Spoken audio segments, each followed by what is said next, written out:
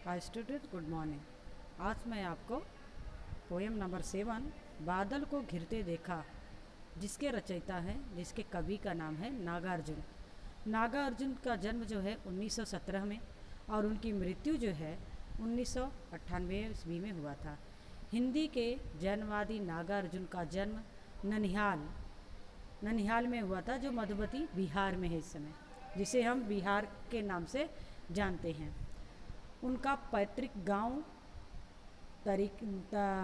पास में दरभंगा के पास बिहार में, दरभंगा जो है बिहार में पड़ता है, वहाँ पे हुआ था। उनका मूल नाम जो था वैद्यनाथ मिश्र था। उनकी शिक्षा गांव की संस्कृत पाठशाला में हुई थी। नागार्जुन की जो शिक्षा थी वह उनके गांव की जो स्कूल था उसमें हुआ था, संस्कृत पाठशाला में। उच्च जो शिक्षा थी उन्होंने बनारस में लिया था। जो मतलब कि ग्रेजुएट की जो उनकी पढ़ाई थी वह बनारस यूनिवर्सिटी में लिया था। नागार्जुन ने हिंदी में रतिनाथ की चाची और नया पौधा, बाबा बटेश्वर नाथ, वरुण के बेटे, दुख मोचन, कुंभकर्ण, हीरक, ये ऐसे कई इन्होंने लेखन कार्य किए हैं। और खिचड़ी विप्लव उन्होंने देखा, पुरानी त्रुटियों का कोरस, हजार बाहों वाली, यानी इनके लेखन कार्य का इतना ज़्यादा है, लेखन कार्य किया हुआ है कि पूछो ही मत। ऐसे भी क्या, आखिर क्या कह दिया हमने इस गुब्बारे की छात्र में, आदि इनके जो कविता संग्रह भी हैं। इनके अतिरिक्त जो है निबंध हैं, कहानियाँ हैं, संस्मरण उसे कहते हैं जो किसी की याद में लिखा जाए। जैसे चंद्रशेखर के बारे में या भगत सिंह के बारे में कुछ लेखन कार्य लिखा जाता है, उसे हम संस्मरण के नाम से जानते हैं। उन्होंने वो बहुत उच्च किस्म के, और इनका जन्म जो है वह अच्छे मतलब कि एक प्रकृति के क्षेत्र में हुआ था। इस वजह से इन्होंने प्रकृति के बारे में बहुत ही अच्छे से, बहुत ही बेहतरीन लिखा हुआ है। कविता है, अमल धवल की गिर शिखरों पर बादल को गिरते देखा, छोटे छोटे मोती जैसे उसमें शीतल तुहिन कणों को, रमान सरोवर के उन स्वर्णिम पगलों को गिरते देखा, बादल को गिरते देखा। यहाँ कहते हैं अमल धवल गिर शिखरों पर, यानी कि जो अमल, जो बर्फ जो है एकदम सफ़ेद गिरी के शिखरों पर, यानी टॉप ऑफ पिक, उस पर बादल को मैंने घिरते हुए देखा। इस समय जो है अगस्त महीने में, जून जुलाई अगस्त सितंबर जो है वह बरसात का सीज़न होता है। इस समय का ही ये काव्य लगता है।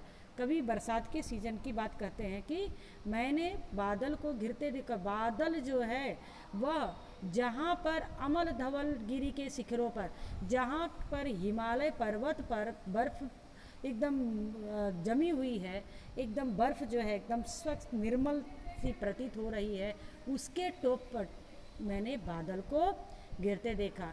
छोटे छोटे मोती जैसे उसमें शीतल तुहिन कणों को मान सरोवर की उन स्वर्णिम पगलों पर गिरते देखा, बादल को गिरते देखा। जो बादल, जब बरसात हो रही है, हम जानते हैं कि जब -डिग्री होता है तो पानी जो है वह बर्फ़ बन जाता है। जब पानी के बूंद बरसात में गिरता है तो पत्थर मतलब बर्फ़ बन जाता है। और बर्फ़ में क्या होता है, प्रकाश होता है सफ़ेद एकदम, और वह सफ़ेद प्रकाशमय जो बर्फ़ के टुकड़ा है वह बाहर दिखता है, और वह ऐसा प्रतीत होता है कि जैसे कोई मोती है। उसमें शीतल तुहिन कणों को मान सरोवर पे उस स्वर्णिम कमलों पर गिरते देखा। जो स्वर्णिम यानी कि सूर्य की प्रकाश जब कमल व्रत पे पड़ रहे हैं, बर्फ़ पे पड़ रहा है, तो कैसा दिख रहा है, एकदम सुनहरा गोल्डन कलर। तो बोलते हैं वो जो बर्फ़ के बूंद गिर रही है वह कमल के, जो मानसरोवर में कमल है उस कमल पर गिर रही है। तो ऐसा प्रतीत होता है कि जैसे कोई बूंद जो है वह कोई चमक मोती की तरह दिख रहा है। तुंग हिमालय के कंधों पर, यानी कि जो एकदम चोटीला हिमालय का पर्वत है, उस पे उसके कंधों पर ये पानी के बूंदे जो है वह मोतियों के रूप में गिर रहे हैं। कहते हैं पर कभी कि छोटी बड़ी कई झीलें हैं उसके श्यामल नील ससिल में, समतल देशों में आकर पावस की उमस की आकुश, तिक्त मधुर विस्तंत खोजते हंसों को तिरते देखा, बादल को गिरते देखा। जो ये हिमालय का तुंग मतलब कि जहाँ पर हिमालय होते हैं उनकी बहुत सारी पहाड़ों के झुंड जो होते हैं, बोलते तुंग हिमालय के कंधों पर, यानी जो ऊंचा हिमालय पर्वत है उसके कंधों पर छोटी मोटी यानी कि झरने, जब पानी बरसात होगा तो झरने का रूप लेकर पानी जो है उससे गिरता है पहाड़ से और नीचे समतल ज़मीन पर जाता है।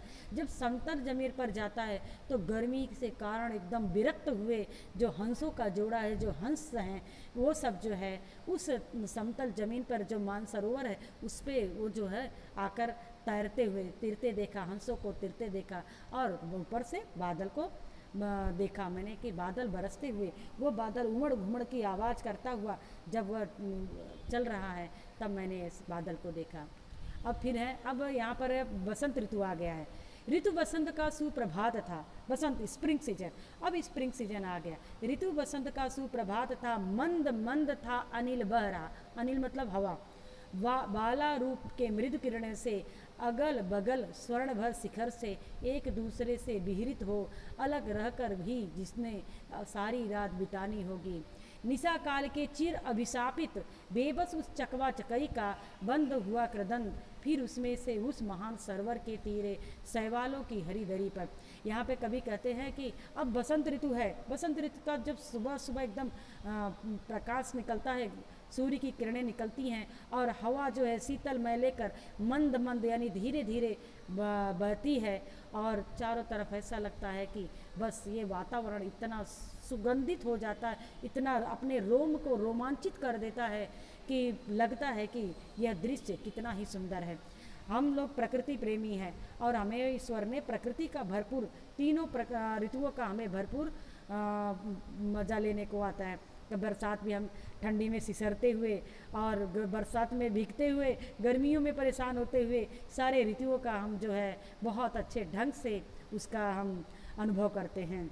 कहते हैं कि चकवा चकई, जैसे गौरैया का नाम, एक पक्षी का नाम है चकवा चकई, जिसे हम गौरैया या इंग्लिश में स्पैरो कहते हैं। इसका क्या होता है कि जब ये घोंसला बनाते हैं ना तो एक घोंसले के अंदर रहती है और दूसरा जो है बाहर रहता है। तो वही कहते हैं जब निशा रात ही हो जाती है तब ये चकवा चकवी दोनों जो है अलग हो जाते हैं, एक घोंसले में रहती है, एक बाहर रहते हैं और एक रात भर जो है एक दूसरे के विरह में रोते रहते हैं। लेकिन जैसे ही सूर्य का उगना होता है वैसे ही जो है यह एक दूसरे से मिल जाते हैं और दिन भर ये दोनों मिलकर अपना दाना चुगते हैं, एक साथ रहते हैं। फिर कहते हैं कि मतलब कि मैंने इस शैवाल यानी जो चारों तरफ झील का पानी है, चारों तरफ पानी, क्योंकि बरसात के सीज़न के बाद है ना बसंत सीज़न ही उस बहुत ही अच्छे ढंग से फूल चारों तरफ हरा भरा फूल खिलता हुआ, कम ठंडी कम गर्मी, यानी कि एकदम जो वातावरण, स्प्रिंग सीजन ऋतुओं का राजा कहा जाता है और बरसात को ऋतुओं की रानी कहा जाता है। तो बोलते हैं कि ऐसा लगता है कि पहाड़ों पे जो शैवाल है उस पर एकदम जो है, शैवाल जो पानी के अंदर घास आता है ना उसको कहते हैं, तो शैवाल ऐसा पानी पे ऐसे लगता है कि जैसे हरा हरा जो किसी ने चादर मधुमक्खी बना दिया है। हमारी धरती जो हमारी पृथ्वी है वह इन हरे चादरों से एकदम घिरी हुई, ऐसा लगता है कि पृथ्वी मैया ने एकदम अच्छे ढंग से रंग बिरंगे फूलों वाली हरे धानी रंग की साड़ी पहनी हुई है। प्रलय कलह बिछड़ते देखा, बादल को गिरते देखा, ये दोनों जो है जो अलग होते हैं चकवा चकोई, इन सबको प्रणय भी होता है, कहीं प्रेम होता है, कहीं अलगाव होता है, विरह होता है, तो दोनों को हमने देखा हुआ है। ऐसे कवि कहते हैं कि यहाँ पर कवि ने दो जो है ऋतुओं का वर्णन किया हुआ है, एक वर्षा ऋतु, एक स्प्रिंग सीजन यानी कि बसंत ऋतु का। अब इसके बाद आप लोग क्वेश्चन आंसर्स कर लेना। अस्तु, प्रणाम।